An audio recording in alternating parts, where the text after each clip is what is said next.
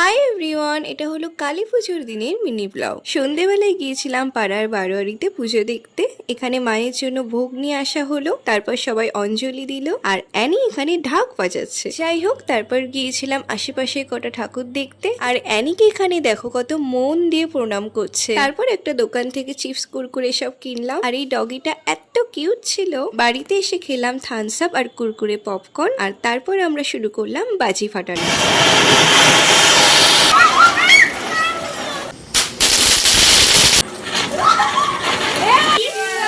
Happy Diwali! Kali পুজো মানে আমাদের বাড়িতে লুচি আর ঘুগনি হওয়াটা তো ম্যান্ডেটারি। যাই হোক, তারপর বাড়ির ছাদে, তুলসী মন্দিরে, বাড়ির সামনে সব জায়গায় মোমবাতিগুলো জ্বালিয়ে দিলাম। আর কালী পুজোর দিন আমাদের বাড়িতে একটা রিচুয়ালস আছে, পূর্বপুরুষদের উদ্দেশ্যে এগুলো দিতে হয়। বাবা এখানে সেটাই দিচ্ছে। তারপর বাড়ির সব জায়গায় প্রদীপগুলো জ্বালিয়ে দেওয়া হলো। দেন গিয়েছিলাম বৌদির বাড়িতে, আর এই যে মা, ভীষণ সুন্দর লাগছিল। তারপর প্রসাদ খেয়ে আরো একটা ঠাকুর দেখে চলে আসলাম বাড়ি। আজকের মতো তাহলে এতটাই। ওকে, বাই।